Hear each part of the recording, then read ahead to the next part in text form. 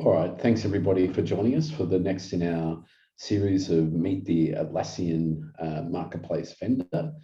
As you know, there's so many vendors and apps out there that that can add value to our organisations. We're taking this opportunity to speak to Mattia from Bitvoodoo in Switzerland, who's going to tell us about some of their cool apps and how they help organisations. Thanks, Mattia. Thanks for joining us. Yeah, thank you, Michael. Thank you as well for giving us the opportunity to present our apps. If it's fine for you, I will just right away jump into it. My name is Mattia. I'm a product manager since the beginning of this year for Bitvoodoo and our apps. I will just switch to, the agenda. So I will just say a few words about our company and about our Bitvoodoo apps, and then go straight ahead and present you 4 of our apps, which currently are also as well available for cloud. Don't worry, we try to keep our apps very simple and easy to use, so they are very quickly explained.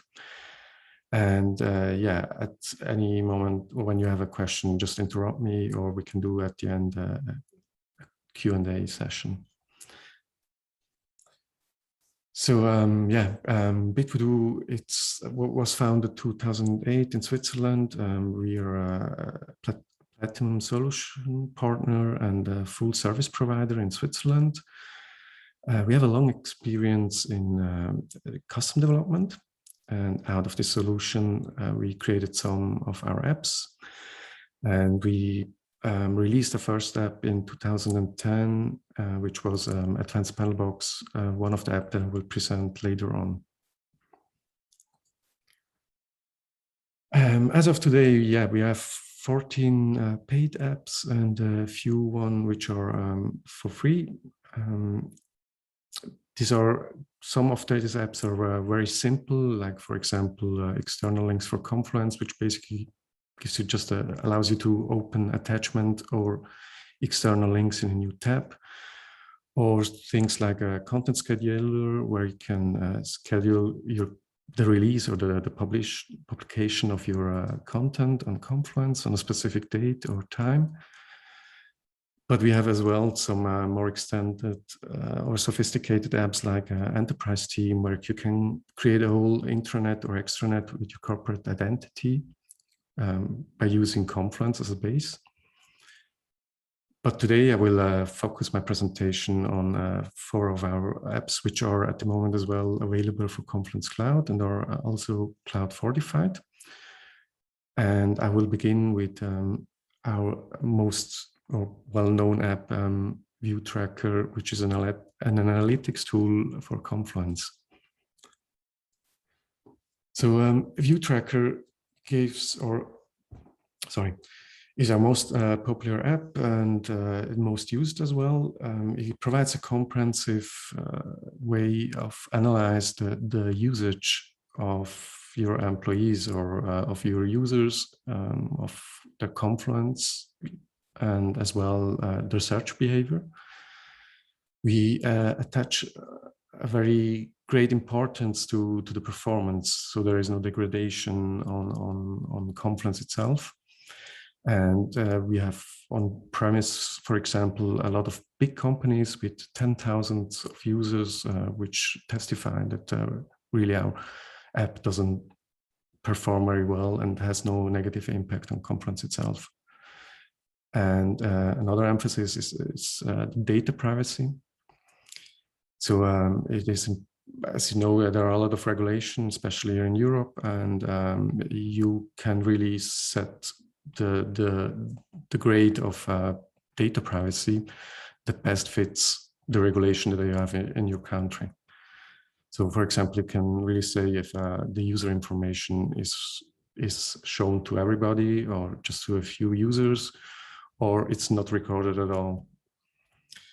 And yeah, the other features I will present in my demonstration right away. And just the last thing, it's a data exchange. So all of this data that we record of the usage, it can, of course, be exported as a CVS file. And on-premise, you have as well the option to use a REST API or by using SQL itself in the database to retrieve this information. And we are working as well to bring the REST API in the cloud in the future as well. So if this is fine for you, I will just go to demonstration.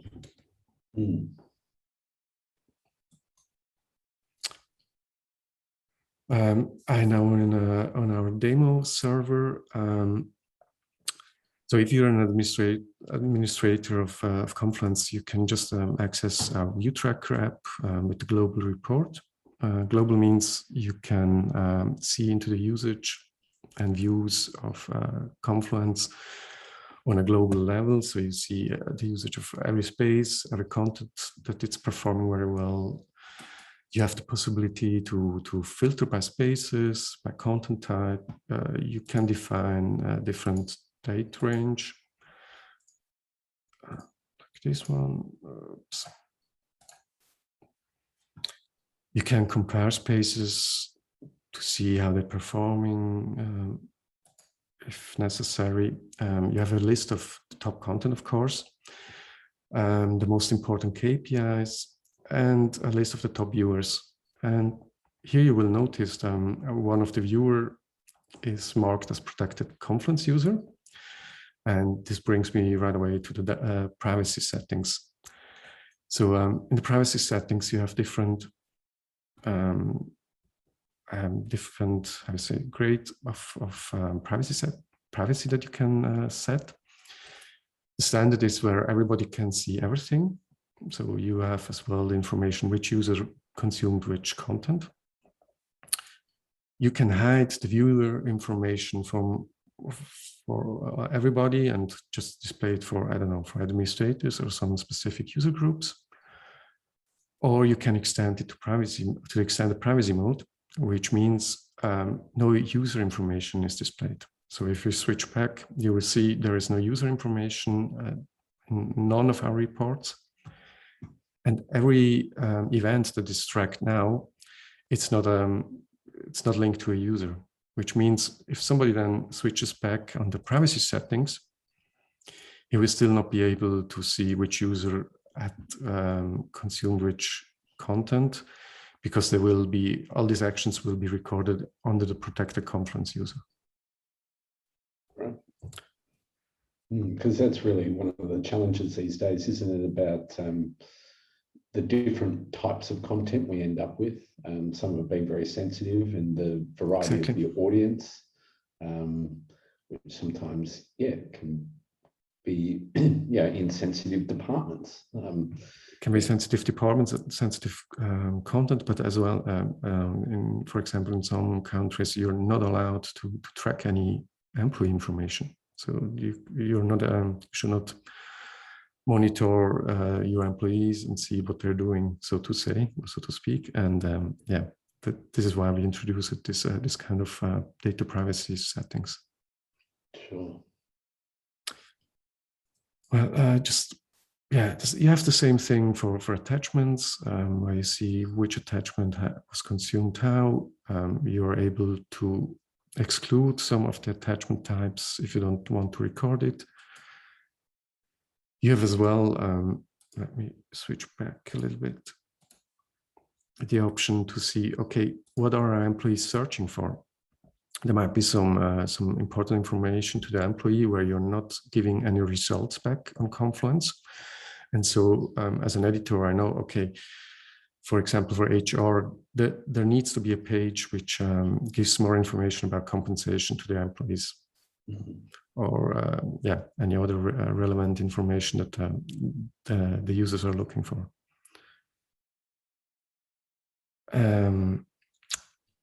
Well, and just shortly, there are some features like you can exclude some users, you can exclude some specific spaces if you don't want to track them because they're sensitive or have sensitive information.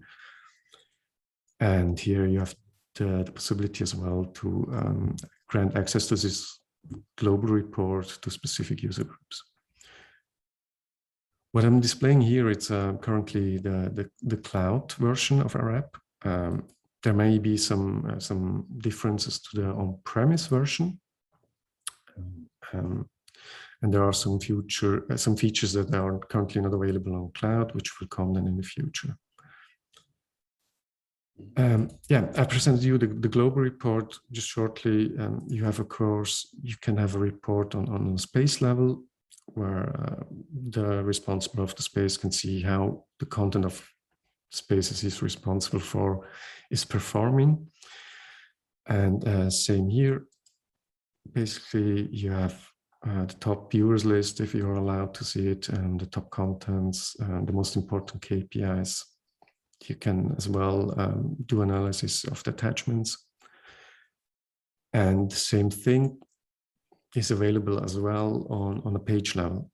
So here on an overview page, you can access the content report by this menu.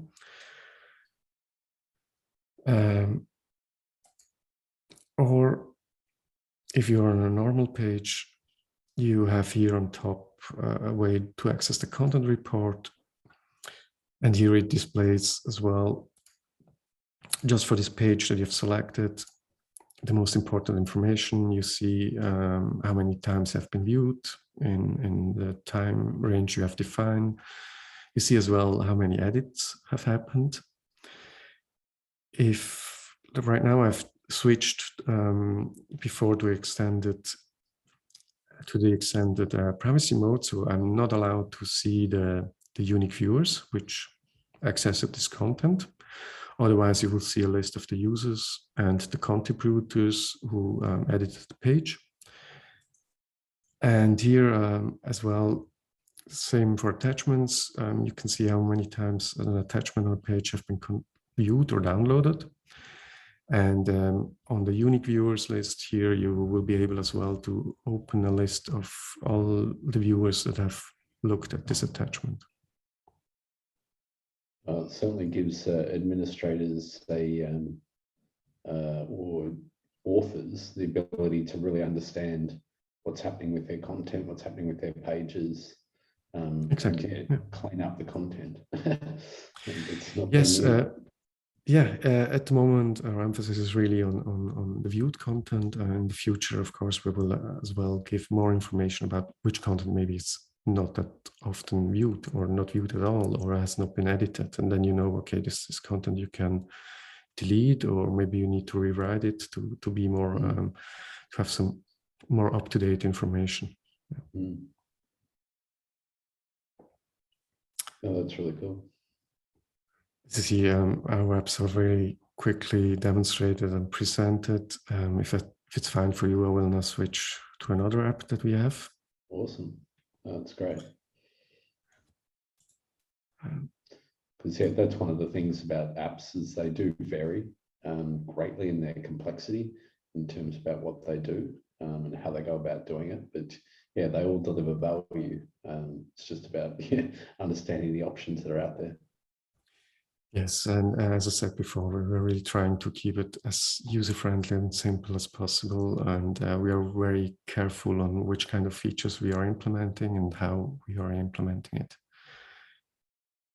Another apps of ours is Navitabs. Might be as well very known in the community.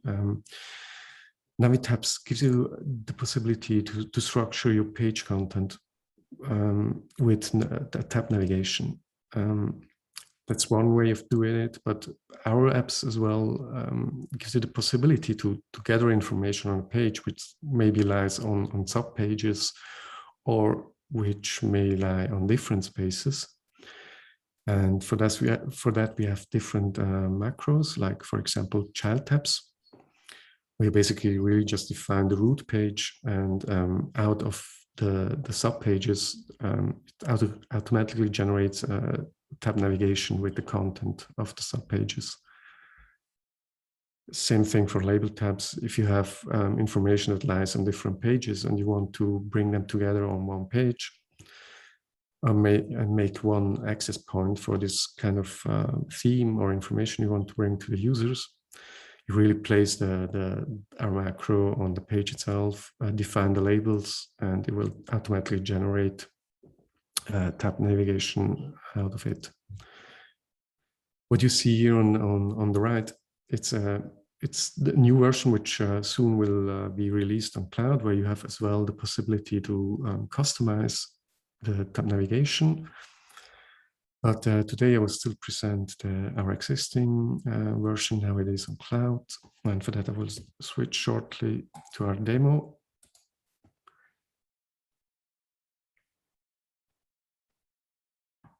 So to be fast, I prepared some stuff. Basically, this page here has some subpages, and what I did here, it's placed, for example, our child tabs macro, and it's really very simple to set up. So basically, if I'm not entering any pages here, it takes the actual page, and it looks for its child pages, and basically automatically then, based on my setting, takes the content of these pages that you see here on my left and creates this tab navigation and displays the content directly in itself. So the content's more easily discoverable and more quickly to access. Yeah, so yeah, with those, those cover pages, it's really about trying to summarize all that information, and yeah, things get lost in the child pages, but if you can just surface it all in one hit. Yes, it's really to have really a quick overview, so you don't have to navigate through the tree or the navigation tree itself, but you have everything on the page itself. And here as well with label tabs, it's usually as when the information is spread around different spaces, the only way to make make it accessible from one page, it's really by this macro here, where you define, same as before, instead of a root page, you just define the labels itself.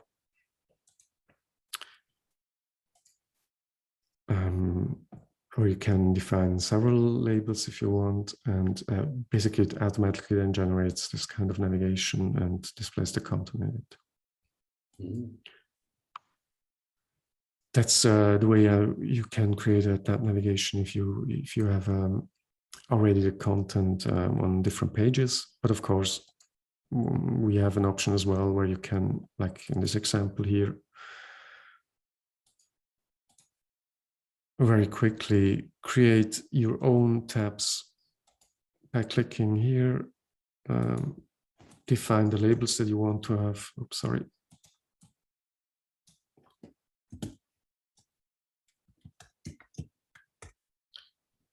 And enter the content that you want to have in it. And once you have done, you just save it, publish it. And here it is. So you have then a structured page, basically with all the content that you want to display and make it very easy to discover your content. And yeah, if you use to on-premise Confluence, you have as well the option, or the old school option, basically to create with this macro tab group and different tabs and enter the content the old school way, so to say.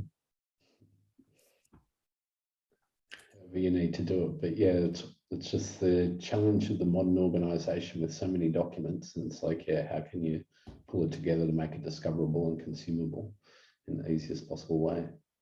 Yeah. Yeah, so as you see, really, this app as well has just a few basic functionalities, and that's it. So I will switch to the next one.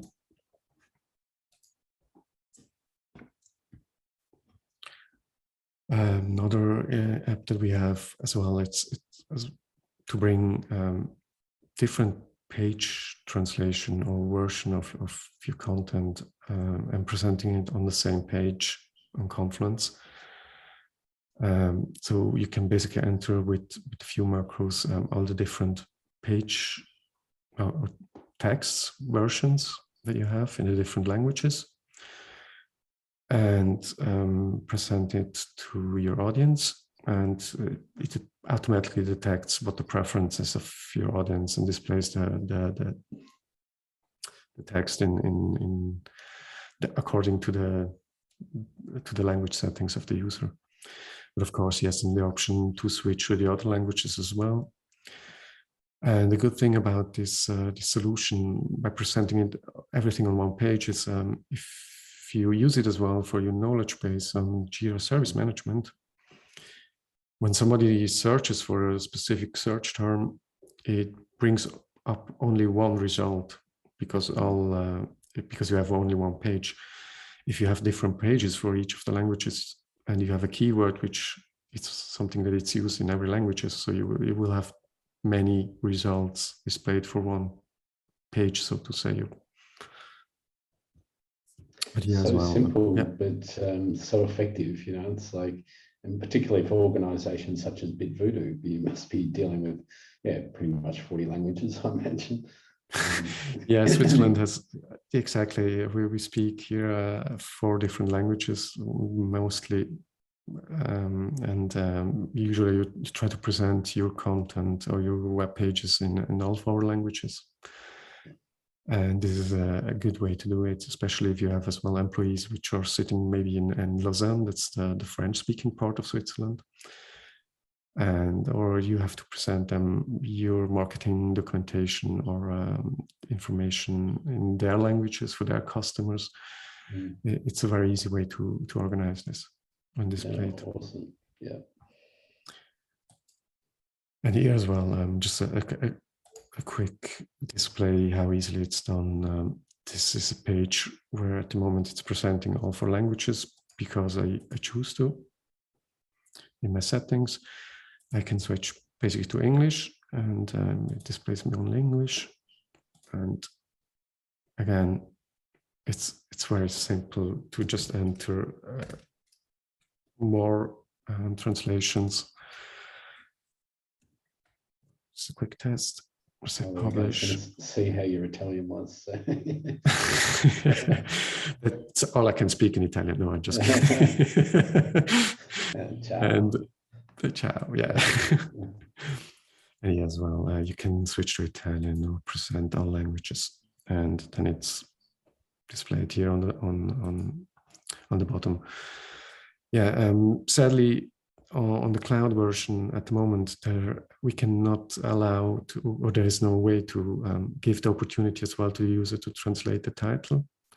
That's something which we allow or have in our app for the on-premise version on server and data center.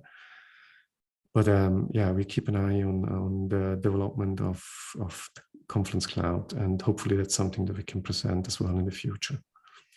So giving as well to our user or app users the opportunity to translate as well the title. So you see, there are still some limitation on the cloud, and yeah, step by step, it's getting there.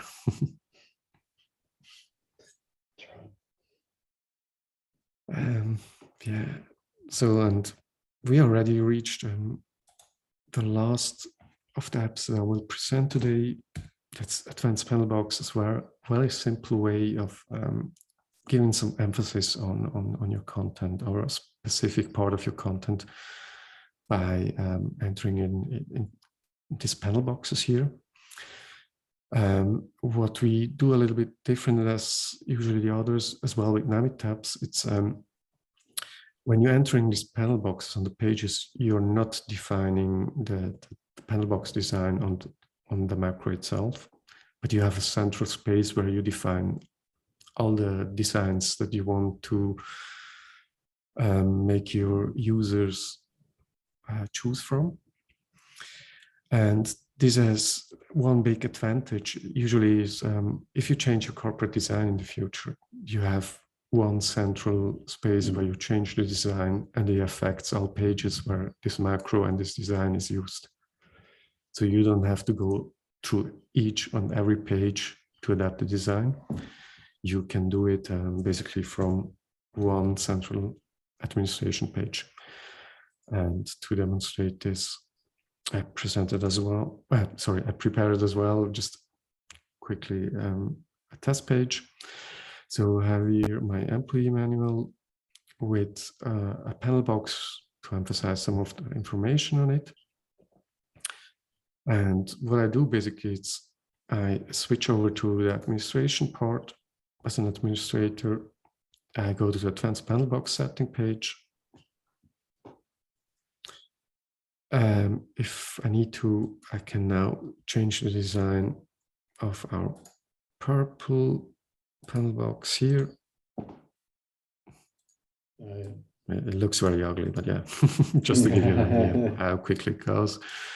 And if I turn it back, that's why we put it in the hands of an administrator, so we don't. Yeah, exactly. So it looks very nice.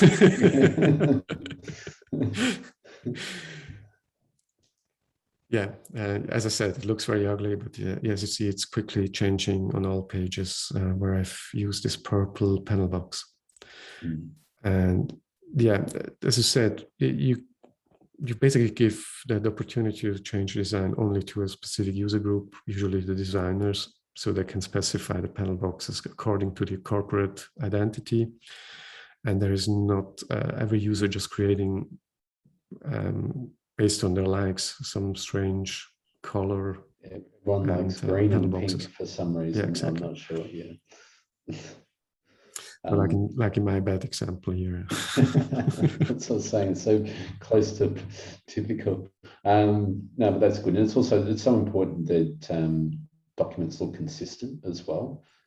So when you're going through different documents, they have got some pattern that makes them easier to consume. When you got different colors, different font styles and things like that, it makes it really much harder to move through content.